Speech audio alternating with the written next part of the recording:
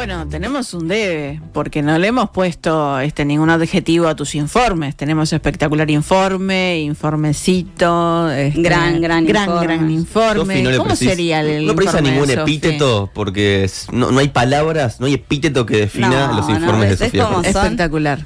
No hay nada peor que arrancar así.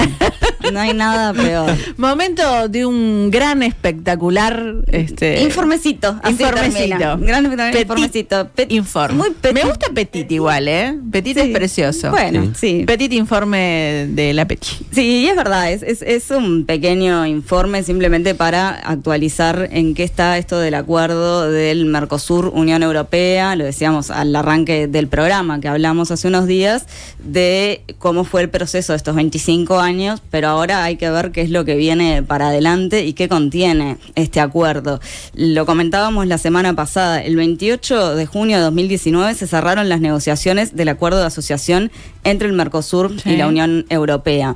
En ese momento lo que se indicaba es que se trataba de un acuerdo comercial ambicioso, equilibrado y completo que abarcaba cuestiones como tarifas, reglas de origen, obstáculos técnicos al comercio, medidas sanitarias y fitosanitarias, servicios, compras gubernamentales, propiedad intelectual, desarrollo sostenible y pequeñas y medianas empresas.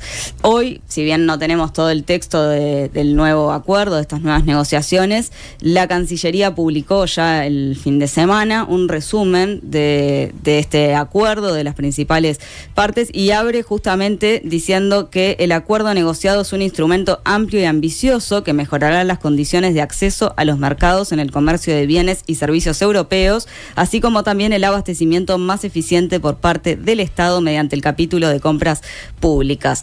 Decía más temprano, hablamos con más de una persona especialista en estos temas, una de ellas a quien ya hemos tenido aquí en el programa, la doctora en Ciencias Sociales y licenciada en Relaciones Internacionales, Nastasia Barceló.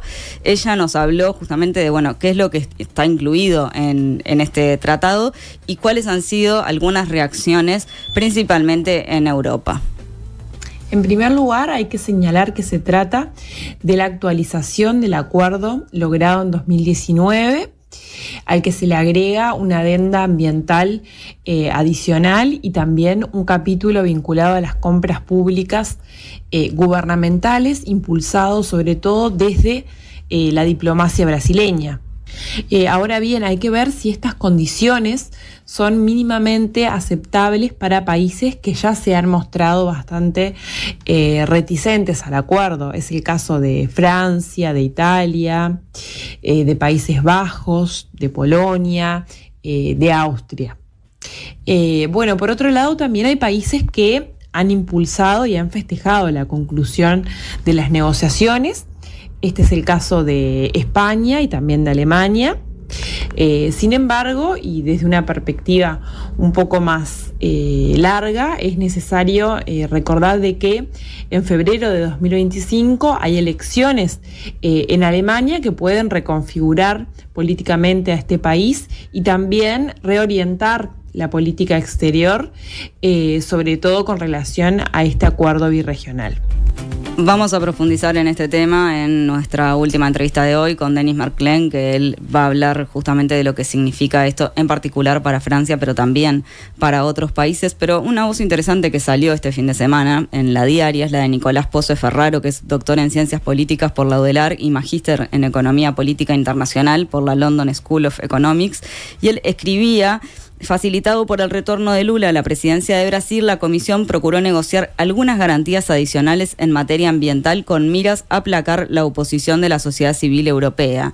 Y entonces lo que plantea es, a cambio estuvo dispuesta a hacer concesiones que en el pasado hubieran sido descartadas de plano, como la reducción del acceso al mercado de compras gubernamentales de Brasil demandada por el gobierno de Lula, o la introducción de una cláusula de rebalanceo en caso de que las políticas comerciales unilaterales del Pacto Verde Europeo reviertan las ganancias de acceso a mercados para el Mercosur derivadas de un acuerdo.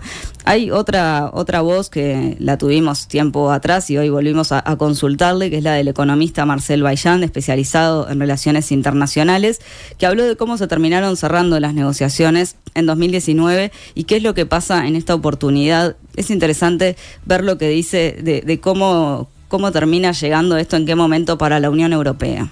En todo ese periodo, que fue como abrir la negociación de nuevo, cuando los europeos pidieron más de eso, Brasil y Argentina también quisieron revertir en medidas liberalizantes que tenía el acuerdo, tanto en temas del sector automotriz como compras gubernamentales. Y finalmente, ¿qué es lo que pasó?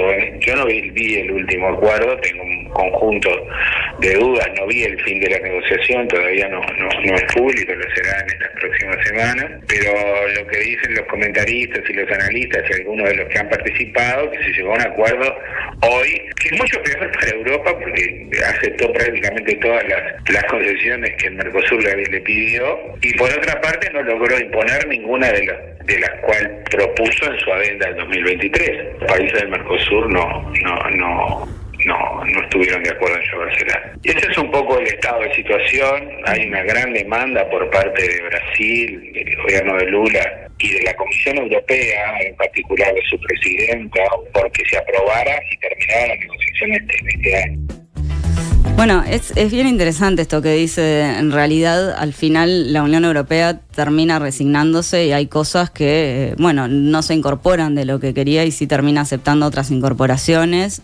Y esto tiene que ver, lo hablábamos con Álvaro Padrón la semana pasada, con el momento geopolítico en el que estamos, ¿no? Con la llegada de Trump, proteccionista y demás. Bueno, la Unión Europea queriéndose posicionar allí como un actor fundamental entre China y Estados Unidos, y se está apurando a eso. Y en ese sentido, algo interesante que me decía Baillant ayer era que es la primera vez que la Unión Europea le gana a Estados Unidos en esto de hacer un acuerdo con el bloque Mercosur, porque generalmente siempre iba a la Unión Europea hacer acuerdos que ya tenía Estados Unidos. Y en este caso, nosotros no tenemos ese acuerdo, un acuerdo de este tipo, Mercosur-Estados Unidos, sí lo establecimos primero con ellos. Decía, de todas maneras, sí es verdad que lo hace corriendo atrás de una decisión no política de un cambio de gobierno en Estados Unidos, pero no porque ya exista un acuerdo de ese tipo.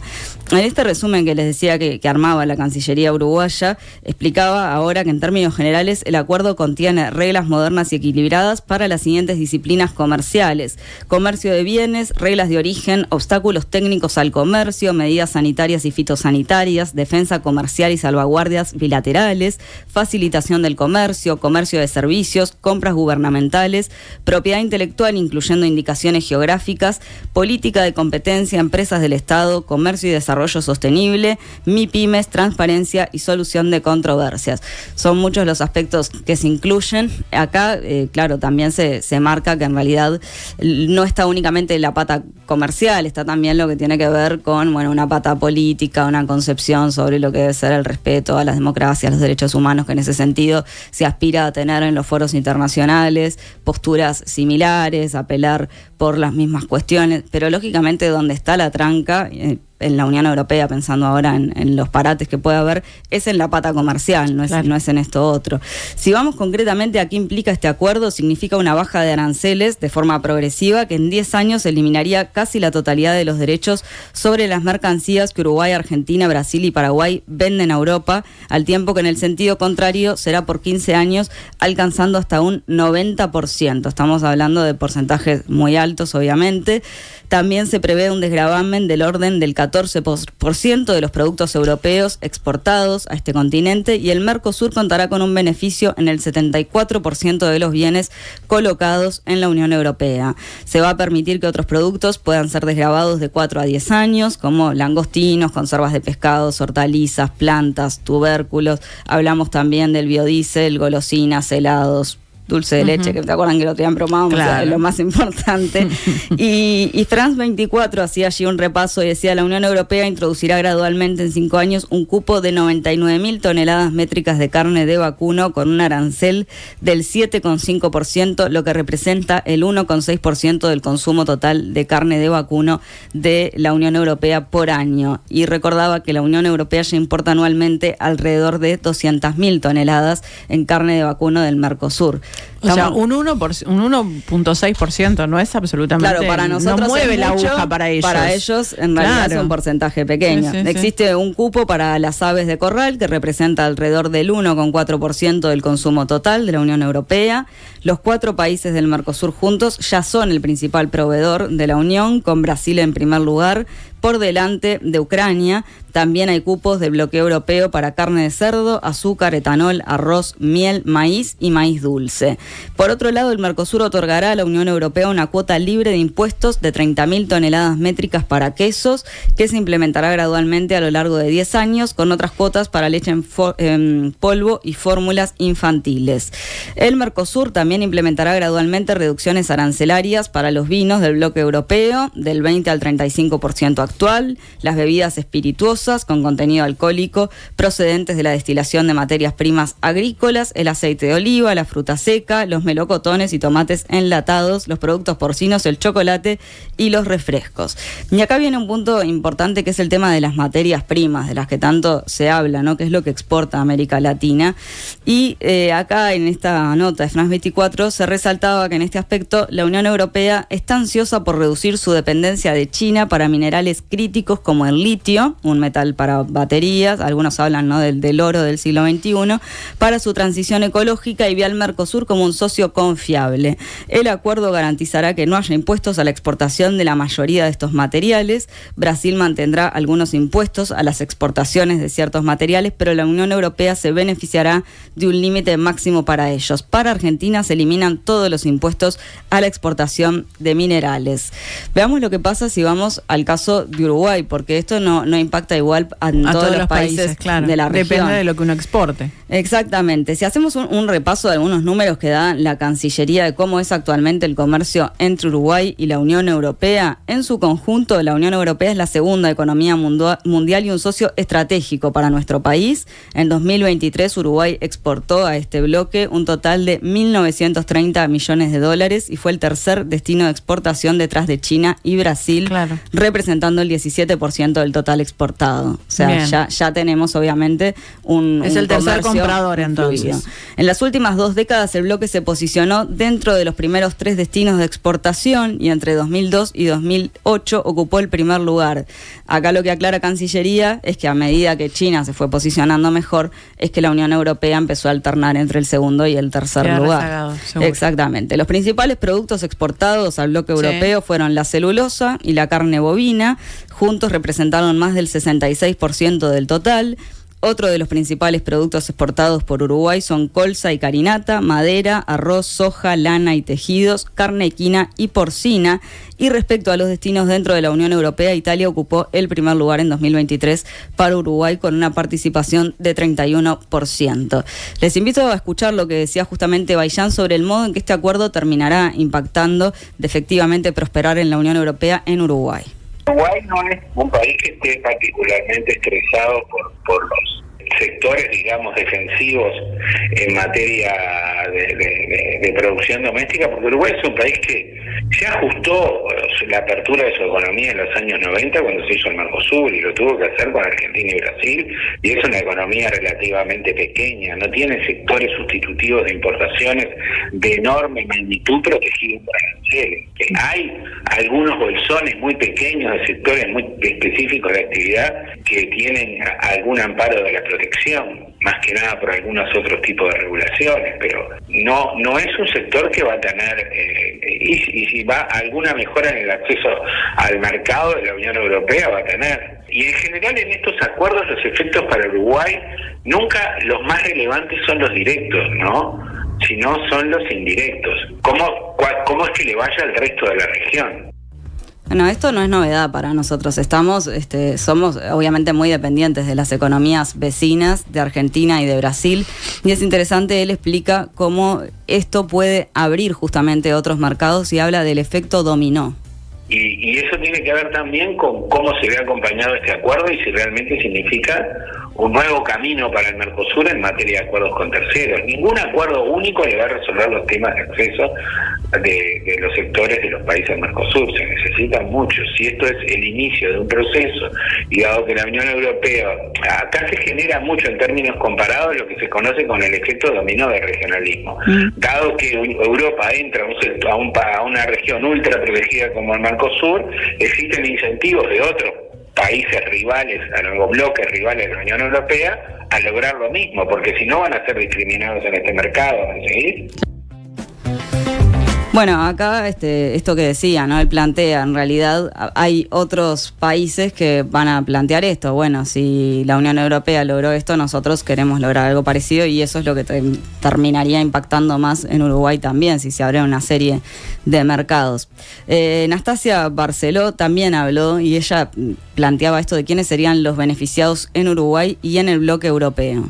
Como en todo acuerdo económico-comercial, en el ámbito de las relaciones internacionales, hay sectores que se van a beneficiar más y otros que se van a beneficiar menos de los acuerdos. Creo que en este caso, tanto el sector agrícola del Mercosur como los industriales con mayor tecnología aplicada a la producción en Europa son los principales, entre comillas, ganadores de este acuerdo. Sin embargo, en los últimos años se han negociado algunas cláusulas para poder balancear las pérdidas y las ganancias en términos relativos. Por ejemplo, la apertura gradual en el tiempo y vía cuotas de los productos provenientes del bloque Mercosur. También se han establecido algunas excepciones para poder proteger al sector manufacturero de nuestra región.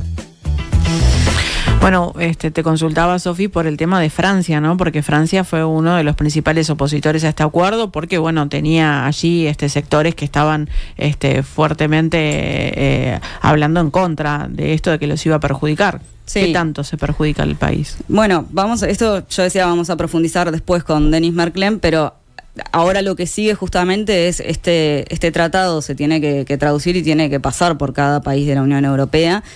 Ellos, una diferencia que tienen con el Mercosur es que tienen justamente parte de su soberanía delegada, esto también lo hablaba Anastasia con nosotros, delegada en un parlamento común y demás, ¿no? Entonces, lo que hay que ver, lo planteábamos en el informe pasado, es si Francia logra sumar junto con otros países un porcentaje, precisa reunir por lo menos un 35% de la población de la Unión Europea, por eso sería tan importante ver países como Italia, otros, no sé, o sea, Polonia en principio está con Francia, bueno, qué postura tomarían otros países, a ver qué porcentaje puede reunir para llegar a trancar esto. Claro. Y en eso Bayan lo que decía es que es importante, o sea, que la primera carta de Macron sería poder dividir el acuerdo en las distintas partes estas que tiene, que yo les decía, bueno, está la pata comercial, pero también está la pata que tiene que ver con derechos humanos y demás. En realidad, decía, la primera carta de él sería poder separarlo y tratar por partes y bueno, y ahí pegarle, en tal caso, a la pata comercial. Pero dejo para profundizar entonces con Merklén esto bien. Final. Es un avance, como decía el propio Bayan, el texto final no está, no, Cancillería publicó este resumen, es algo de lo que vamos teniendo por el momento. Muchas gracias, Sofi, por este petit informe, podemos decir. Petit gran informe, vamos a decir. Me gusta así. A ustedes por escucharlo. Nada que perder.